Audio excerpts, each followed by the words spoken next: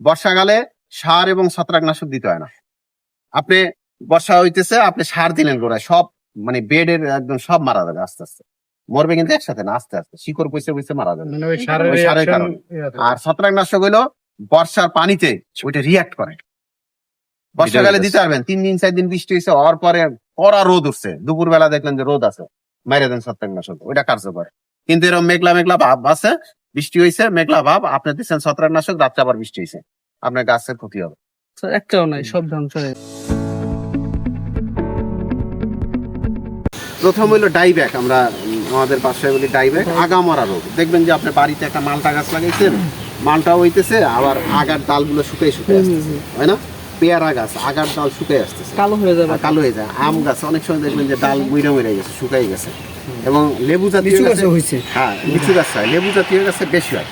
তো আপনার ডালটা যে শুকাইছে, আপনি পুরা গাছটা আস্তে আস্তে শুকাই যাবে এই রোগটা যদি আপনি না থামান। এটারে বলে আগা মরা রোগ, ডাইব্যাক। এই আগা মরা রোগের প্রধান ওষুধ হইলে ছত্রাকনাশক, মানে বদ্ধ মিক্সার পেস্ট।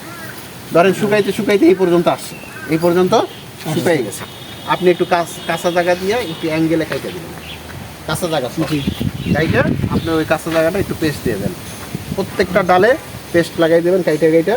আর মরা ডালগুলো আপনি পোড়াই ফেলবেন, ওই গাছ আপনি ছত্রাকনাশক মুক্ত হয়ে যাবে, একদম রোগ মুক্ত হয়ে যাবে, ওই গাছটা তরতাজা হয়ে যাবে। একটা ফলন্ত গাছ, অ্যাঙ্গেল করে কাটতে হবে, পানি হ্যাঁ। যাতে না যাবে। হ্যাঁ, একটা ফলন্ত গাছে আপনি এই চিকিৎসা দিলে আপনার গাছটা কি, ঠিক আছে?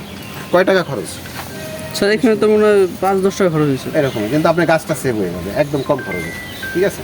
তো আগামরা রোগের জন্য মানে এটা একটা মারাত্মক ওষুধ। এবং আপনি বাড়িতে যদি ফলের বাগান করেন, যে বিভিন্ন ফলের বাগান করছেন, আপনার এই ওষুধ লাগবে সারা বছর। এই ওষুধ সারা বছর লাগবে। কেন লাগবে?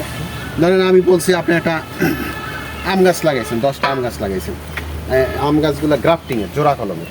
তো জোড়া কলমের সিস্টেম কি, যারা কলম কাটা দেখছি, যে জোড়ার নিচে যদি কোনো ডাল বেরোয় ওটা কেটে দিতে হবে, ঠিক আছে?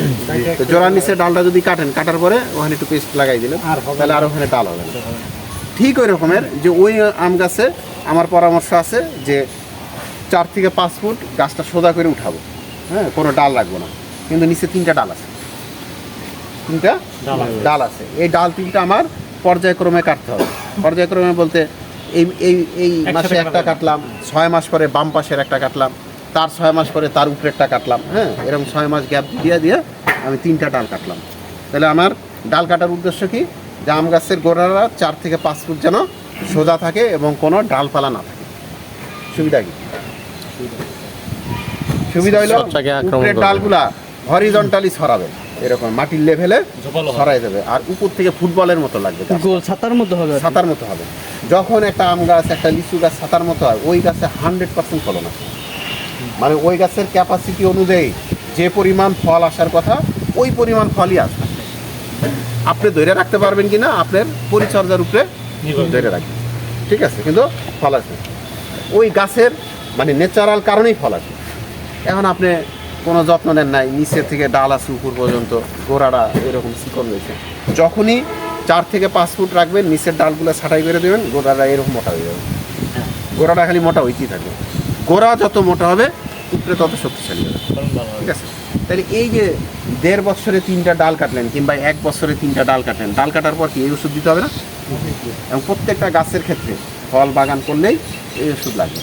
ঠিক এরকম বদ্ধ মিক্সার দ্রবণও লাগবে। যদি আপনার বাগানে কাঁঠাল গাছ থাকে, যদি নারিকেল গাছ থাকে, যদি লিচু গাছ থাকে, এই দ্রবণ ওষুধটা বানাই দিবেন, বাজারে আপনি যাওয়াই লাগবে না।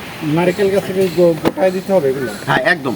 আপনি পরিষ্কার করছেন, একটা 7 আপের বোতলে 1 লিটার ওষুধ বানাই দিচ্ছেন, হ্যাঁ, 7 আপের মুখটা 3 সাইডটা ছিদ্র করে দিচ্ছেন, যে ওই গাছের মাথাটা পরিষ্কার করছে, ওই মনে করেন ছিটাই দিয়ে নেমে যাবে, আপনাদের খাওয়া লাগবে না। পুরা মাথাটা ওই 1 লিটার 2 লিটার পানি যা লাগে ওই দ্রবণ দিয়ে ভিজাই দেবে, একদম নারিকেলের মুসি, ঘেরার গোড়া টোড়া সব, পুরা মাথাটা ভিজাই দেবে, আপনার কিউর মানে ওই মুসি ধরা রোগটা বন্ধ হবে, অনেকগুলো রোগ বন্ধ হবে। নারকেল গাছে কতদিন পর দিতে হবে? 6 মাস। যতবার পরিষ্কার করবেন ততবার।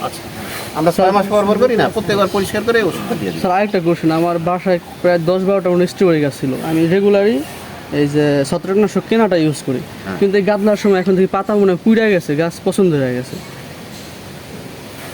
শুনছেন কি কইছে? পুড়ে গেছে। পুড়ে গেছে এবং মনে হয় যে ছত্রাকনাশক দিয়া, হ্যাঁ, এটার ফল্ট কি জানেন? ছত্রাকনাশকের দোষ না, দোষ হলো ওই ওষুধটা দেওয়া। বর্ষাকালে সার এবং ছত্রাকনাশক দিতে হয় না। আপনি বর্ষা হইতেছে, আপনি সার দিলেন গোড়ায়, সব মানে বেডের একদম সব মারা যাবে আস্তে আস্তে, মরবে কিন্তু একসাথে না, আস্তে আস্তে শিকড় বসে বসে মারা যাবে ওই সারের কারণে। আর ছত্রাকনাশক হইলো বর্ষার পানিতে ওইটা রিয়াক্ট করে। বর্ষাকালে দিতে পারবেন, 3 দিন 4 দিন বৃষ্টি হয়েছে, হওয়ার পরে কড়া রোদ উঠছে, দুপুরবেলা দেখলেন যে রোদ আছে, মেরে দেন ছত্রাকনাশক, ওইটা কার্যকর। কিন্তু এরকম মেঘলা মেঘলা ভাব আছে, বৃষ্টি হয়েছে মেঘলা ভাব, আপনি দিচ্ছেন ছত্রাকনাশক, রাত্রে আবার বৃষ্টি হয়েছে, আপনার গাছের ক্ষতি হবে।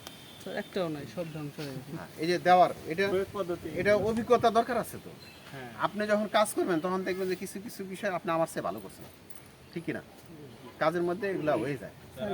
নিচে গেছিলাম আমি, ওই ঘাসটা কাটার